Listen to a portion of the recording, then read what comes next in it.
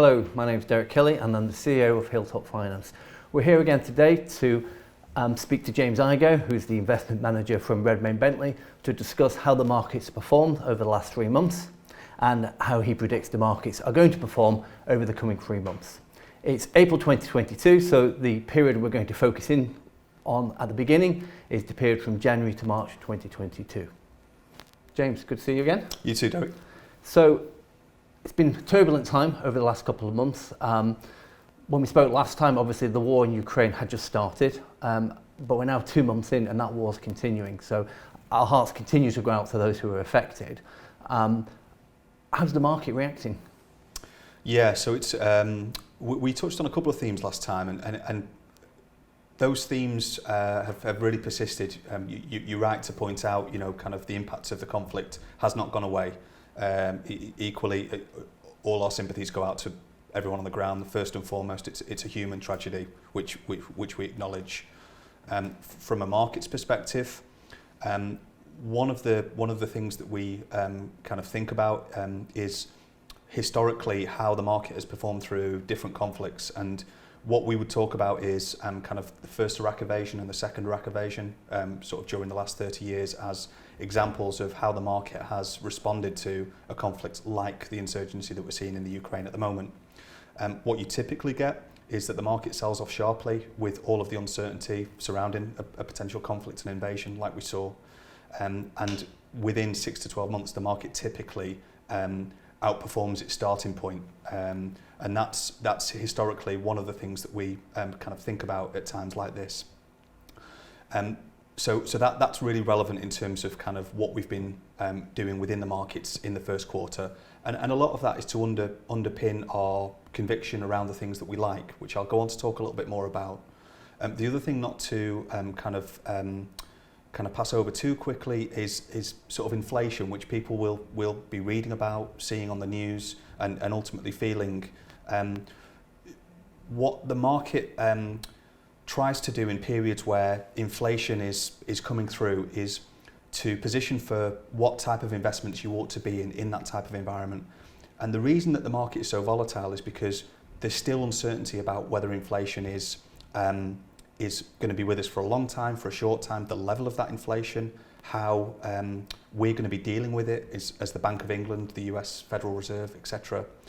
And because of that uncertainty, there's various scenarios that you can think about from an investment perspective, and all of which have an impact on what your outcome is going to be. I guess what we try and do in periods of sort of high stress like that is resort to fundamentals. So we spend all of our time thinking about the portfolios that clients are invested into, the businesses that they own, and the potential long-term benefits of those businesses. So to cite one example, all of the Hilltop clients will have exposure to Amazon. Amazon report their earnings this week. If you look back to 3 months ago, their earnings were really, really strong. They have 3 main divisions. They operate in advertising, Amazon Prime, which some of the clients may be members of, and they also have something called Amazon Web Services. These 3 businesses, we feel pretty strongly, are going to be absolutely phenomenal places to invest in the course of the next 10 years. And it's for that reason that's where we spend a lot of our time in terms of thinking about how we want to invest for clients in periods of market stress like this, because the outcome isn't going to be in 3 months, 4 months or 6 months. What we really want to be thinking about is how we can preserve and grow clients' wealth in the course of the next 3, 5 and 10 years. So in terms of kind of where we've been the last 3 months, hopefully that's a little bit of an overview, but also the type of work that we've been doing, which is really taking it back to what are we invested into on behalf of clients? Are we still very comfortable that they are good places to be invested into? So really, if you're invested into good, well-managed companies, even though the value may have gone down in the short term, so the past 3 months, what I think I'm hearing is actually those fundamentals don't go away. Those businesses are still run well, they're going to be profitable, and therefore if you wait for the medium to long term, and we're talking 3 to 5 years as a kind of a minimum time scale, they should still perform well. Yeah, exactly right. And there's a Warren Buffett sort of quote that's particularly relevant for times like this. And the stock market as he says, is a mechanism for transferring wealth from the impatient to the patient.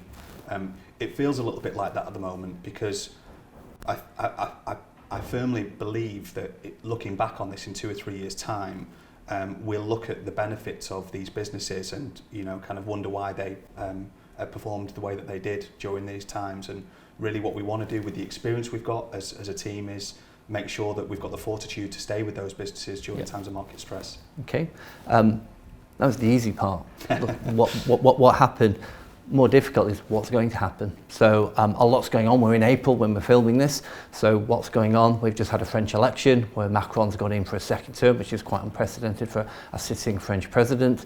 Elon Musk's just had a £34 billion bid for Twitter accepted, and inflation's around 7% as we talk. How do you see the markets panning out over the next 3 months then, based on that sort of background? Yeah, it's a good question. It would be an understatement to say there's quite a lot going on at the moment.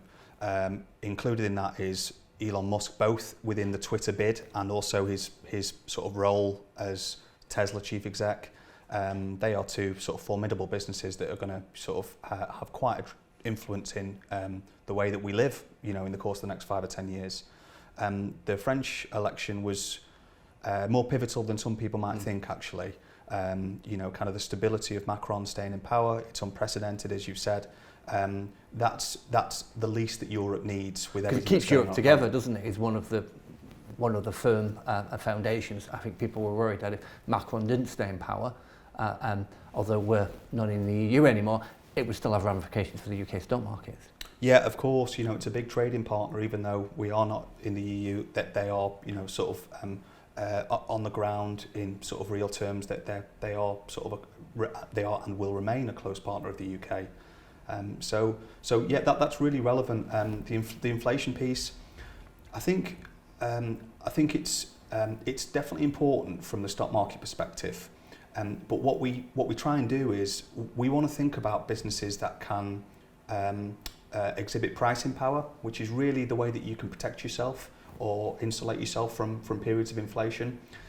We talked about Amazon. If you're an Amazon Prime member in the US, you'll know that the cost of the Prime membership has just gone up a little over 10%. If you're a Microsoft user, you'll know that the cost has gone up similarly, around 10%. Netflix, I think, have gone up $1 a month in the US as well. Yeah, exactly right. And that's, you know, if you're investing for 5 and 10 years, that's the type of businesses that you want to have in your portfolio. This 3, 6, 12-month picture in terms of inflation, it's really difficult to see. So I guess what we try and do is sort of, you know, take it back to basics as much as we can. Have we got a good diverse set of businesses within the portfolios we manage for clients, some of which have got the attributes you need to protect clients against the, you know, potential inflation if it does persist for a long time. So, put you on the spot. Compared to today, will the markets be up or down in 3 months' time? Given where we are and given how unprecedented it is, I think it would be difficult to get drawn on exactly where we're going to be in 3 months from now, other than to say my expectation is that the big businesses that we invest into on behalf of clients, I consider that they will continue to perform well. And the main determinant of success for clients is not what happens in the short term, as dreadful as the conflict is and the discussions around inflation. That is not the determinant of success for clients. The main determinant of success for clients will be the ability of the businesses that they invest into to generate good returns on capital over time. And that's where all of our attention is focused. Okay, thank you for that, James. Again, the takeaway for me from that is continue to invest for the long term. We're not investing for days or weeks here, we're investing for years effectively. So as long as we're patient, as Warren Buffett would say, we should make money over the long term. Correct. Or continue to make money over the long term, should I say. I hope you found that useful. If you've got any questions, then please do get in contact with us at Hilltop. You can speak to our wealth management team, who'd be more than happy to answer any queries you've got. Thank you.